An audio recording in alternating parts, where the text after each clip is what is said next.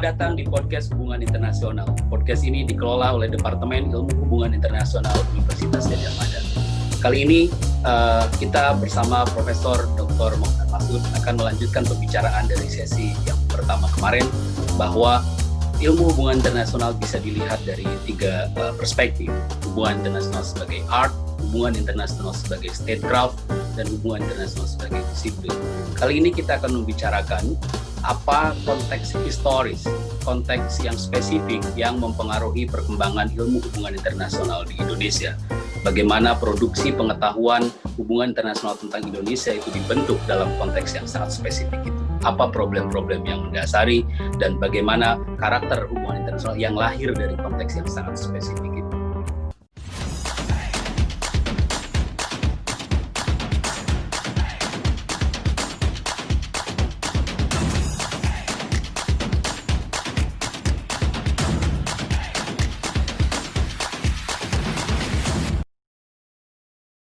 Oke, apa kabar Pak Mokhtar?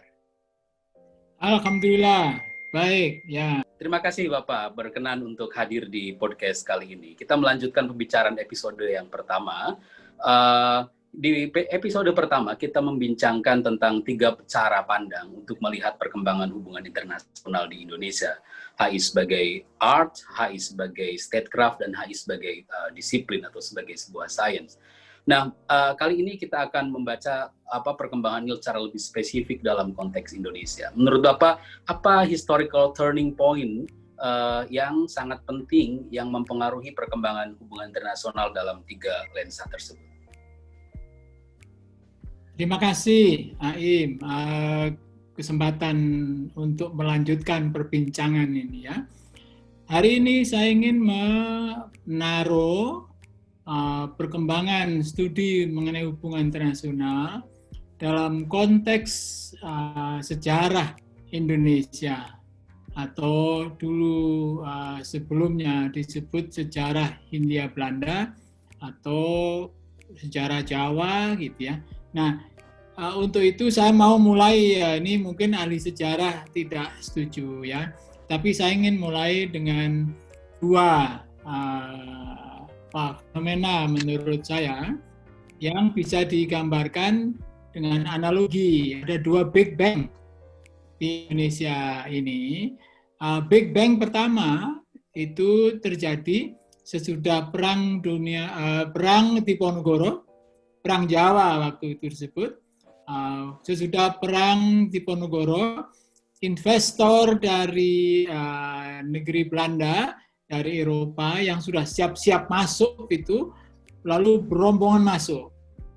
Itu, nah di masa itulah Jawa sebagai perwakilan dari Hindia Belanda waktu itu mengalami modernisasi, gitu ya. Nah, itu Big Bang yang pertama.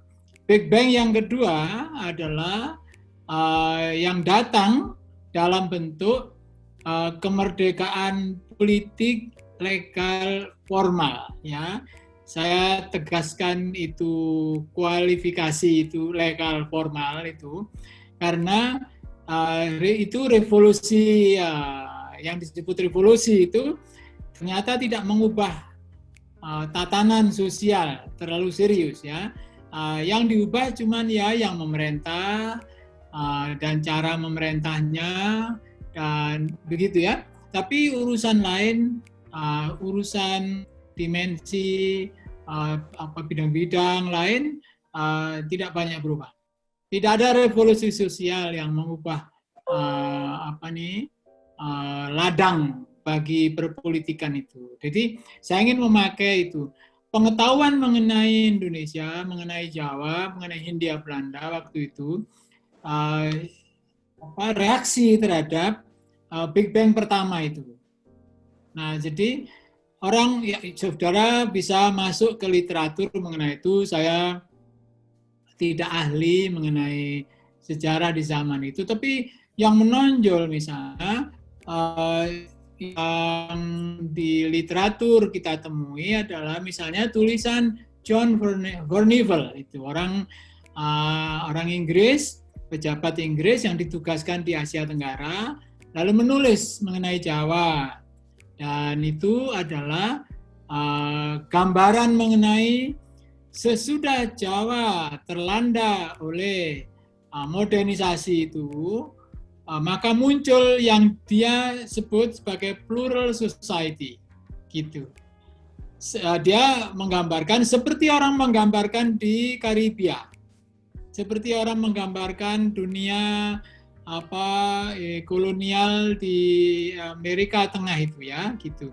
Jadi terjadi pluralisasi, terjadi asimilasi, misalnya lalu muncul istilah mestizo itu. Mestizo yang dipakai di mana itu Amerika Latin itu dipakai untuk menggambarkan Filipina. Itu pula semangatnya menggambarkan Indonesia ini plural society ya. Waktu itu sebetulnya dia ngomong Jawa gitu ya. Nah, studi penting lain mengenai ini sejarah sosiologis oleh profesor-profesor Belanda itu, oleh Burger atau siapa lagi yang lain ya gitu, yang menulis sejarah Banten gitu ya, penulis-penulis sejarah waktu itu yang menulis mengenai keraton di Jawa dan perubahan-perubahan itu, termasuk Multatuli ya, itu semua kan cerita tentang reaksi terhadap Big Bang pertama itu. Jadi kalau saudara perhatikan cerita-cerita opera-opera rakyat di banyak daerah itu, sebetulnya background-nya adalah perubahan yang dibawa oleh modernisasi itu. Nah, itu cara saya membaca sejarah yang sangat rumit itu, saya permudah menjadi itu dan mungkin terlalu simplified ya, terlalu sederhana. Mungkin ahli sejarah keberatan, tapi maksud saya adalah menjelaskan mengenai yang topik kita ini. Big Bang kedua juga begitu. Big Bang kedua itu menimbulkan studi mengenai Indonesia, tapi sebagian besar itu sebetulnya adalah studi mengenai reaksi sama dengan sebelumnya, reaksi lokal mengenai itu. Jadi sejarah muncul misalnya ada studi mengenai 3 daerah ya gitu. Itu pemberontakan 3 daerah ya. Pemberontakan 3 daerah ya, itu di sekitar Anton Lukas. Gitu. Jadi itu sebetulnya juga begitu. Ketika kemerdekaan ini ternyata berjalan tidak mulus, ada percekcokan, ada perpecahan, lalu muncul itu ya. Studi mengenai TII gitu ya, studi mengenai bahkan studi mengenai partai di Indonesia. Itu sebetulnya adalah reaksi terhadap itu. Perpecahan NU dari Masyumi ya, itu semua dibaca kalau saya membacanya itu reaksi terhadap yang disebut revolusi yang tidak tuntas itu ya gitu.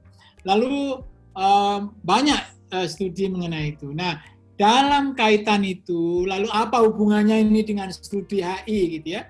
Saya ingin menempatkan bahwa Big Bang itu terjadi dalam konteks mitos besar ya waktu itu yang disebut perang dingin. Kita pun tidak ngerti apa itu perang dingin ya gitu. Perang panas macam mana pun kita ini disebut perang dingin kan gitu.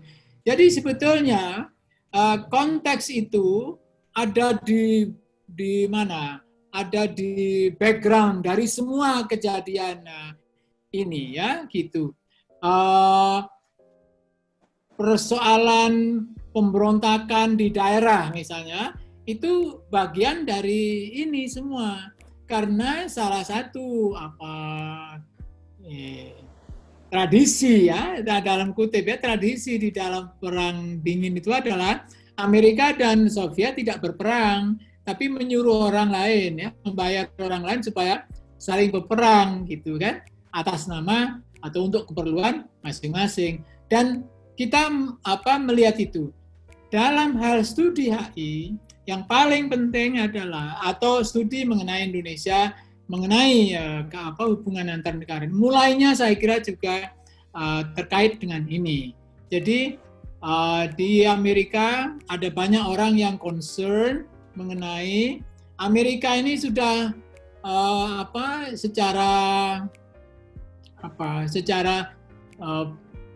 sejarah ya begitu ya, muncul dari perang ini sebagai satu-satunya kekuatan yang besar, tapi begitu mau menjadi kuat sendiri kok ada kekuatan yang itu muncul dalam bentuk itu Uni Soviet itu. Nah, lalu ya tentu saja sebagai pemenang perang, mereka ingin tidak diganggu oleh yang lain. Dan itulah kemudian memunculkan banyak inisiatif di kalangan pemerintah, di kalangan pengusaha, di kalangan dunia akademik di Amerika sana, yang kemudian bertemu di dalam proyek yang mungkin tidak didesain dengan niatan yang jelas gitu ya waktu itu, tapi masing-masing berinisiatif dan ketemu gitu. Di Departemen Luar Negeri Amerika ada orang yang ingin tetap pekerjaannya tidak hilang, kan? Kalau kemarin menjadi intelijen untuk perang dan sekarang perang selesai kehilangan pekerjaan toh. Nah, orang-orang seperti ini aktif itu. Orang ya seperti ini menemukan tokoh, misalnya dalam wujud tokoh itu John Foster Dulles ya, gitu.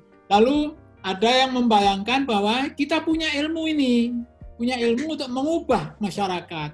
Bagaimana kalau ilmu ini kita terapkan ke masyarakat itu, paling tidak sebagian itu sebagai eksperimen, gitu ya. Lalu muncullah itu Committee on Comparative Politics, gitu ya, di dalam studi di sana di MIT, Harvard sana ya, gitu. Lalu tokoh-tokoh seperti ini perlu mengirim orang ke lapangan karena mereka perlu data itu. Inggris punya banyak ya, Prancis punya banyak, tapi Amerika ketinggalan karena tidak punya tanah yang dijajah, tanah jajahan ya, gitu. Jadi kemudian muncul itu.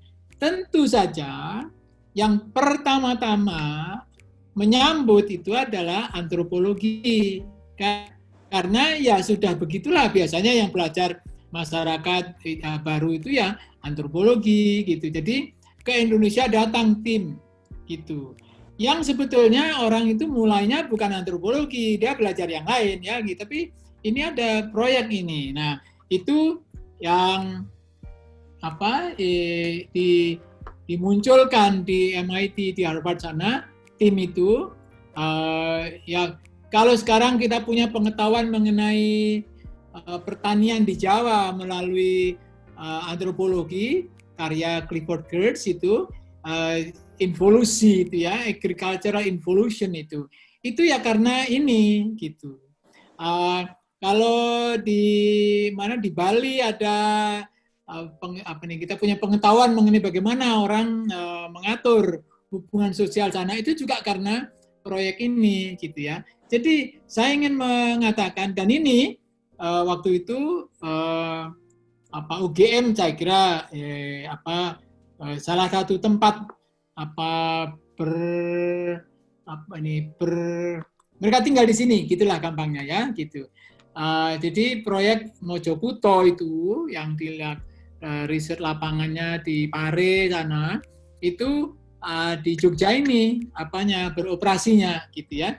Nah waktu itu mungkin mereka tidak menyadari atau mungkin mereka ingin mencari pengetahuan mengenai negara baru ini. Tetapi pada dasarnya sebetulnya ini by design adalah bagian dari perang dingin untuk memperbanyak teman bagi Amerika dan mencari pengetahuan yang mungkin waktu itu belum tahu mau dipakai apa, tapi ya begitulah. Jadi saya ingin menegaskan di sini pengetahuan mengenai Indonesia sebetulnya bisa dimengerti dari orang yang mempelajari reaksi lokal terhadap Big Bang yang pertama itu modernisasi, dan Big Bang yang kedua terhadap kemerdekaan politik yang lebih banyak level formal itu. Saya kira dua Big Bang ini kan sangat penting. Artinya yang pertama adalah cerita soal ini dua sisi.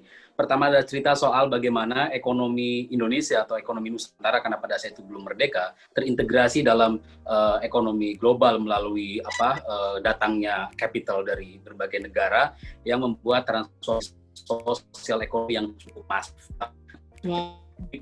Yang kedua tentang kemerdekaan adalah cerita soal pada satu sisi Indonesia dengan deklarasi kemerdekaan dia menjadi subjek utama dalam politik hubungan internasional secara legal formal, tapi secara internal dia juga masih menghadapi berbagai persoalan itu. Artinya menjadi sangat penting saya kira dua hal.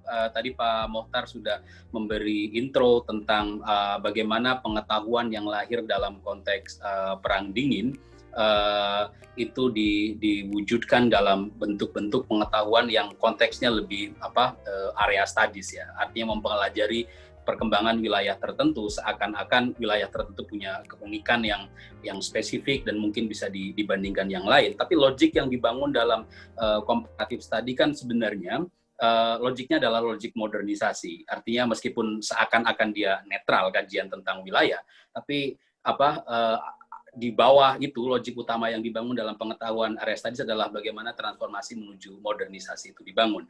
Dan saya kira ini entry point yang cukup penting. Bagaimana misalnya nalar pengetahuan modernisasi yang salah satu implikasinya adalah bahwa untuk menjadi modern negara mesti diperkuat, sementara perbedaan-perbedaan politik mesti dikurangin agar proses modernisasi ini berjalan. Itu mempengaruhi perkembangan pertama adalah perkembangan reorganisasi negara Indonesia yang saat itu baru merdeka dalam berhadapan dengan kelompok-kelompok kelompok-kelompok internal yang lain, dan model pengetahuan HI yang lahir dari perkembangan itu. Kira-kira bagaimana Pak? Ya, saya kira begitu. Dan mengenai modernisasi itu sudah sangat jelas pengaruh dari aparat politik luar negeri Amerika, ya gitu. Karena buku modernisasi yang dirumuskan oleh para ahli di MIT dan Harvard itu diterbitkan dengan versi yang sederhana. Jadi masing-masing bab disederhanakan, diterbitkan di luar Amerika, disebarkan ke luar Amerika, diterjemahkan ke berbagai bahasa, termasuk bahasa Indonesia. Jadi kalau saudara ke perpustakaan mencari buku tahun 70-an gitu, judulnya modernisasi, saya lupa anak katanya ya, tapi itu oleh penulis-penulis yang modernisasionis itu memang sangat efektif ya. Saya mengajar pakai itu dulu ya ketika awal-awal mengajar. Jadi itu tema itu. Nah, saya ingin menghubungkan itu dengan bagaimana HI ini, dan yang lalu saya dalam podcast yang sebelumnya saya bercerita bahwa keperluan untuk mendukung keberhasilan kemerdekaan itu, memperkenalkan Indonesia ke berbagai tempat itu, membuat studi ini menekankan lebih arts dan craft, gitu ya. Nah, tetapi sudah ada sumber untuk mempelajari HI sebagai science, gitu. Dan itu datang yang menurut sampai sekarang yang saya bisa telusuri, itu terjadi tahun 1957 di UGM. Saya tidak bisa bercerita mengenai UI ya, karena saya ingat UI itu baru ada tahun 60 studi HI ada sesudah 60-an gitu ya. Nah, jadi tahun 1957 ada tim dari Amerika yang memang disiapkan untuk membantu pengembangan ilmu sosial ya di Indonesia, di UGM terutama itu ekonomi itu Visipol, waktu itu namanya Fakultas Sospol ya, yang bisa saya kumpulkan informasinya, dan orang yang mengerjakan itu sekarang masih hidup, Profesor Donald Weatherby. Tahun itulah kita di UGM, mungkin juga berarti pertama di Indonesia, berkenalan dengan cara dalam pengertian waktu itu scientific gitu ya, dalam tanda kutip, mengenai bagaimana belajar hubungan antar bangsa ini secara lebih sistematik, lebih ada ya begitulah ya, ada meta teoritiknya kira-kira gitu ya. Nah, itulah yang dibawa. Dan waktu itu kalau tidak salah kita berkenalan dengan hampir semua ilmu sosial yang diperkenalkan itu dengan buku teks yang Amerika. Orang belajar ilmu komunikasi waktu itu namanya publisistik. Buku babonnya itu ya Wilbur Schramm. Ya, Wilbur Schramm itu ya begitu menulis komunikasi atau waktu itu publisistik namanya dengan norma, dengan nilai, dengan apa gitu, semangatnya itu Amerika. Orang ekonomi, belajar ekonomi ya dari Samuelson, dari buku apa lagi kan gitu. Jadi Samuelson itu semua kami sekolah waktu itu pada awal-awal, kalau ekonomi ya belajar Samuelson, kalau komunikasi ya Wilbur Schramm, kalau HI ya mau tahu politics among nations. Jadi tidak ada yang bertanya mengapa belajar hubungan internasional kok isinya perang gitu kan. Tidak ada pertanyaan itu. Jadi pokoknya ya ini HI gitu. Itulah diajarkan. Dan karena itu studi HI pada awal-awal itu isinya ya studi perang melulu. Padahal dalam praktek diplomasi Indonesia sudah mencoba mengembangkan bukan itu. Jadi kalau dasar sila Bandung. Hasil dari konferensi Asia Afrika dibaca sebagai upaya Indonesia, upaya bangsa Indonesia ikut menciptakan perdamaian dunia di dunia itu berlangsung di ranah politik itu, tidak di ranah akademik gitu. Di ranah akademik orang masih bicara perang, masih apa gitu ya, karena kurikulum kita diset oleh mereka yang ingin kita belajar itu, ya. Sedangkan keperluan real dalam kehidupan politik sehari-hari, kita perlu berpikir mengenai bagaimana ini menciptakan kerjasama antar negara-negara bekas jajahan, ya gitu. Dan itu lama tidak terpenuhi. Dan jangan-jangan kami juga tidak tahu waktu itu apakah ada keinginan untuk belajar itu di dunia akademik terputus. Maksud saya, hubungan antara kegiatan politik praktis dengan kegiatan memproduksi pengetahuan ini terputus dia gitu. Dalam politik diplomatik Indonesia aktif sekali mengembangkan itu, terutama kan waktu itu Presiden Soekarno ya. Jangan lupa Presiden Soekarno itu sampai 57 sampai 59 itu ya tidak banyak pekerjaan, dia membaca buku, menulis ya. Tulisan yang paling bagus tiap tahun adalah pidato 17 Agustus itu kan gitu. Jadi kita untung Bung Karno waktu itu banyak waktu ya, dia menulis. Jadi kita sekarang punya warisan itu. Nah, begitu Bung Karno memegang kendali politik, maka pikiran mengenai berhubungan internasional secara berbeda itu makin jelas. Dan orang yang di dalam perguruan tinggi yang belajar politik, belajar ekonomi gitu, semua oleh Bung Karno dituduh anteknya nekolem itu ya gitu. Ya, karena ya itu textbooknya itu. Di waktu itu dituduh bagaimana ya Bung Karno itu memarahi orang itu dengan cara itu. Kalian ini textbook thinker katanya. begitu kata bukumu, begitu pula apa yang lakukan, kan begitu. Jadi itu yang terjadi ya, terputus antara kegiatan akademik di universitas itu yang masih dipengaruhi oleh kurikulum yang disetup oleh tim yang dari waktu itu ya dari Amerika itu, kan gitu, dengan kenyataan politik kita ingin itu gitu. Karena itu sebenarnya pengetahuan itu kan muncul dari perspektif ya, dari perspektif memunculkan ya gampangnya adalah metodologi, kan gitu. Jadi waktu itu pertanyaan kita itu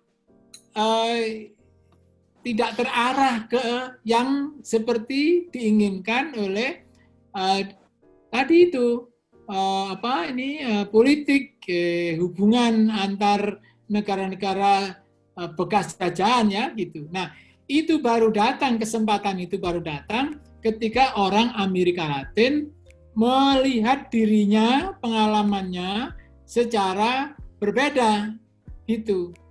Jadi waktu itu sebetulnya kan yang muncul Lenin ya, sebelumnya itu pilihan untuk mengembangkan hubungan internasional itu lebih banyak Lenin gitu. Jadi itu adalah solidaritas internasional atas dasar itu, kan gitu. Nah, orang Amerika Latin itu melihat dunianya berbeda.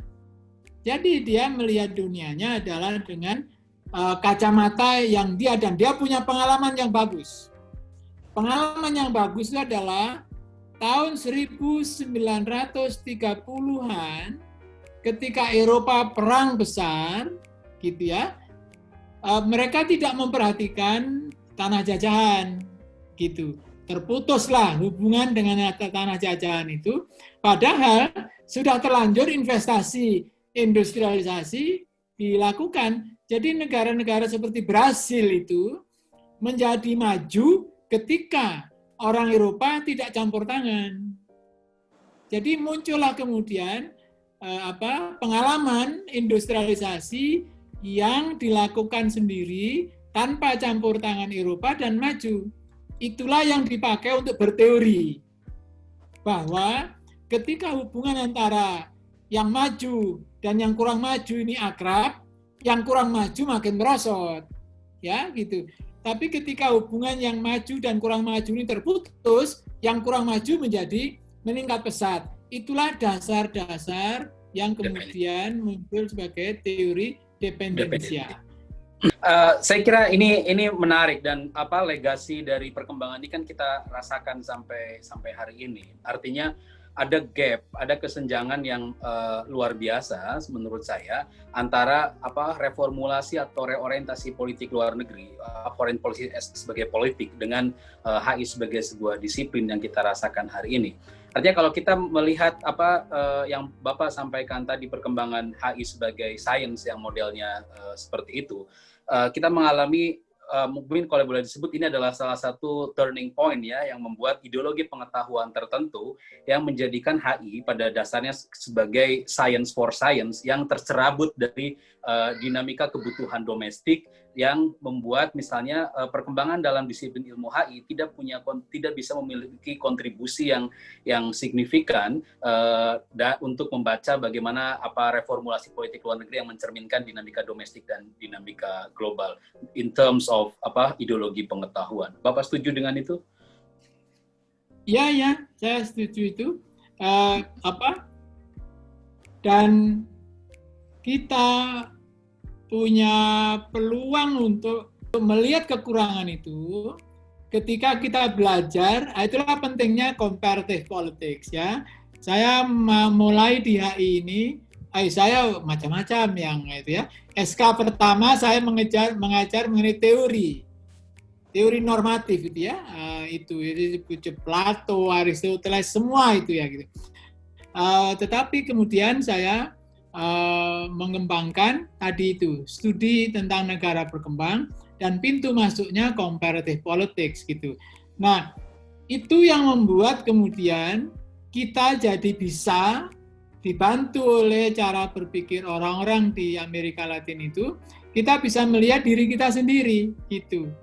Jadi kan ketika kita punya perspektif yang berbeda, cara melihat sesuatu berbeda, dan seperti memakai kacamata yang berbeda, focal point yang berbeda, menghasilkan hasil pandang yang berbeda. Nah, sejak itulah lalu banyak yang bersemangat melihat, ini dia kan.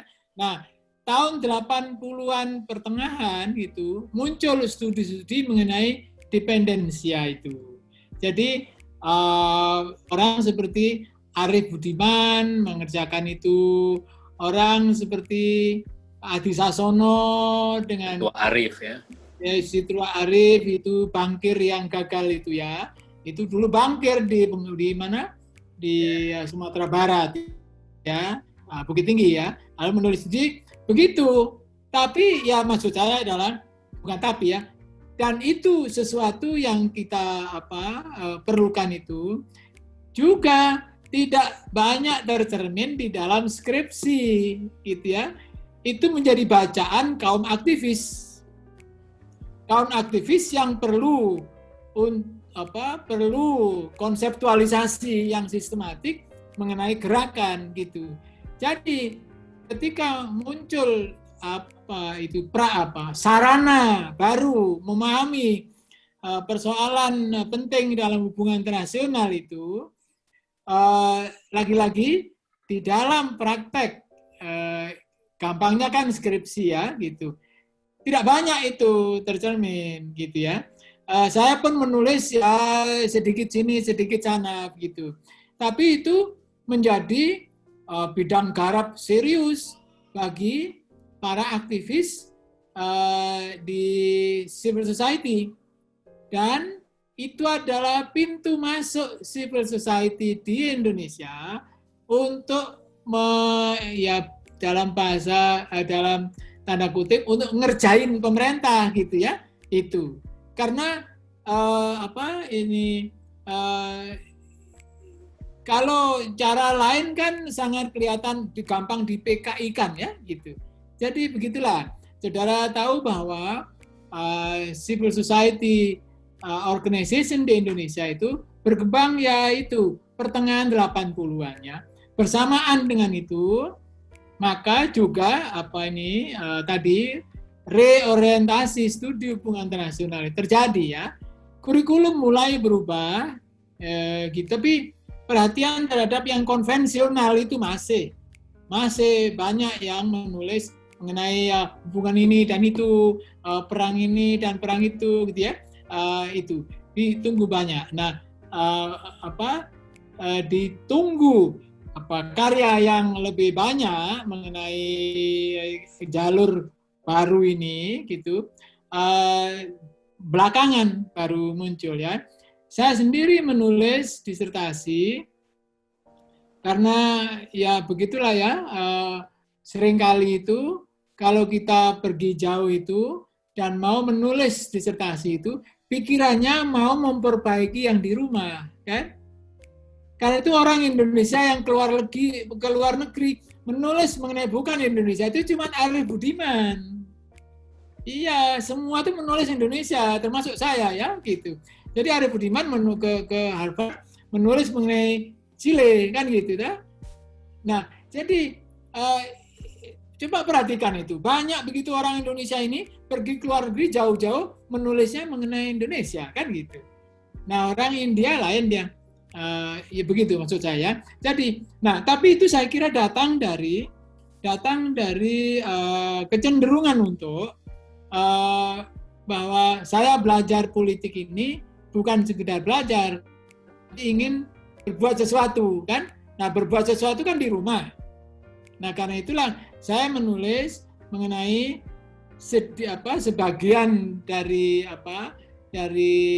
konteks hubungan internasional itu yang menjadi agenda politik di masa Orde Baru dan melihat apa implikasinya terhadap demokratisasi, kira-kira gitulah anunya. Jadi studi mengenai hubungan internasional yang berubah itu munculnya kemudian di dalam lebih banyak di dalam dunia aktivis, bukan dunia penelitian akademik. Dua isu lagi Pak Muhtar. Saya kira kita bisa langsung, saya bisa sampaikan beberapa pertanyaan dan nanti Pak Muhtar bisa langsung jawab dalam secara sekaligus. Artinya begini, Pak Muhtar tadi bercerita banyak tentang stumbling block lah ya, hal-hal yang tidak memungkinkan disiplin HI untuk membangun menulis sendiri sejarahnya dibandingkan dengan misalnya apa yang terjadi di Amerika Latin, yakni persoalan tentang salah satunya adalah ideologi pengetahuan. Hal lain yang menurut saya juga penting adalah juga secara politik, terutama ketika developmentalisme Orde Baru, apa yang disampaikan Claydon dengan istilah birokratisasi pengetahuan yang membuat terutama dalam ilmu sosial direorientasikan menjadi legitimator untuk modernisasi pembangunan. Tentu ini punya dampak yang saya kira sangat serius terhadap reorientasi HI. Itu yang pertama. Yang kedua saya kira adalah jumping dari periode ini, kita sekarang memasuki memasuki zaman ketika pertama bahwa akses terhadap pengetahuan lebih plural, artinya tidak tunggal. Kita bisa belajar ideologi A sampai Z dengan akses yang lebih mudah. Yang kedua, aktor dalam perdebatan politik internasional juga semakin beragam, tidak hanya negara. Tadi Bapak bercerita tentang NGO dan yang lain-lain. Artinya ada banyak sekali peluang untuk pengembangan HI, pertama dalam hal akses pengetahuan yang lebih beragam, yang kedua dalam konteks model pengetahuan dan aktor produsen pengetahuan yang mungkin tidak hanya HI tapi juga bisa dari kelompok aktivis, bisa dari kelompok yang lain. Nah, kira-kira dengan perkembangan ini, dengan dikaitkan stumbling block yang tadi disampaikan, kira-kira bagaimana masa depan HI sebagai sebuah pengetahuan? Saya kira sekarang ini kita punya peluang besar untuk yang seperti yang sudah kita sering bicarakan ya gitu, membuat studi HI relevan, tentu saja kita sebut bagi kemanusiaan itu ya, tapi sebetulnya relevan untuk mengidentifikasi, untuk merumuskan tindakan, dan dengan norma yang kita sudah sepakati, norma universal, lokal gitu, untuk memahami ini Indonesia sebagai bagian dari dulu cita-cita 55 itu gitu. Entah apapun yang kita bisa menyebut waktu itu eksiden sejarah ya, ada tokoh-tokoh begitu, tapi kan kenyataannya adalah sudah terlanjur ada Dasar-Sila Bandung. Dan semua itu norma-norma baru. Kita dulu menginovasi norma, kan? Waktu itu. Tentu saja bukan sekedar pekerjaan kita ya, pekerjaan dari banyak orang yang hadir di waktu itu, tapi kan bagaimanapun formal penyelenggaranya Indonesia. Jadi the bearer of itu, new norms itu adalah terutama Indonesia. Nah, jadi mestinya studi HI mesti relevan dengan itu. Nah, tetapi ini kan bukan jalur tunggal ya. Orang bisa saja mempelajari ini dengan berbagai metodologi yang dimiliki, berbagai perspektif teoritik yang dimiliki. Orang bisa saja mulai dengan teori yang konvensional mengenai ini, atau orang bisa mulai dengan critical theory mengenai ini, gitu ya. Jadi menurut saya berharap dan melihat potensinya dalam pertemuan asosiasi ilmu HI itu, ya saya mendapati banyak pikiran baru ya, banyak cara melihat yang baru ya. Malah itu untuk pertama kalinya saya sadar ada namanya diplomasi makanan-makanan begitu. Nah, gastrodiplomasi. Ya. Saya bilang, saya tidak tahu itu perkara itu ya. Tetapi maksud saya, walaupun ya kadang-kadang saya juga melihat apakah itu, tapi bagaimanapun banyak inisiatif baru, ya, banyak inisiatif baru. Jadi mengingat itu, saya kira harapannya besar. Persoalannya adalah seringkali begini, secara konvensional kita masih diharapkan HI ini terkait dengan profesi urusannya dengan luar negeri, gitu ya, gitu. Padahal jangan-jangan di dalam birokrasi politik luar negeri itu mereka tidak percaya kepada proses yang terjadi di perguruan tinggi. Jadi mereka terima orang dididik sendiri, gitu kan? Karena itu semakin rumit itu di sana. Ada yang masuk pertama itu sekdilu, ada sesdilu, ada apalagi pokoknya banyak itu sesnya itu kan. Nah, jadi saya bayangkan mestinya pekerjaan para mereka yang mengembangkan itu adalah mempertemukan ini, bukan hanya relevan dalam pengertian substansi, tapi juga relevan dengan ya itu dunia profesinya. Jadi saya kira apa yang disampaikan Bapak kan pentingnya untuk melihat HI meskipun ia sebagai sebuah disiplin, tapi dilihat dalam konteksnya dengan kebutuhan apa yang ada di Indonesia dalam arti kebutuhan dinamika politik domestik, dalam arti kebutuhan profesi di Departemen Politik Luar Negeri.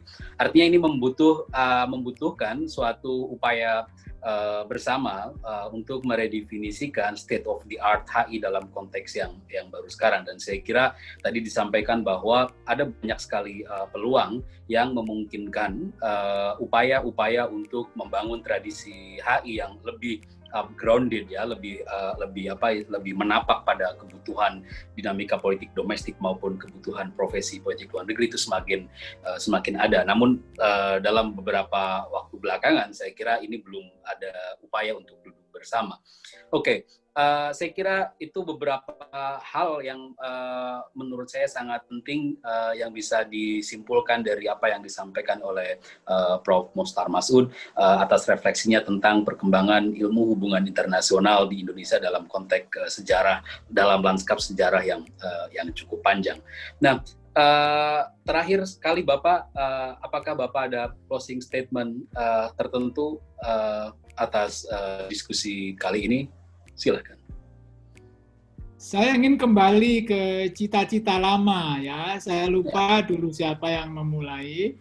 Tapi studi HI secara normatif sebaiknya diarahkan untuk menyiapkan pemuda-pemudi Indonesia untuk menjadi warga dunia. Gitu. Menjadi warga dunia dalam pengertian bahwa lihatlah itu Pancasila itu.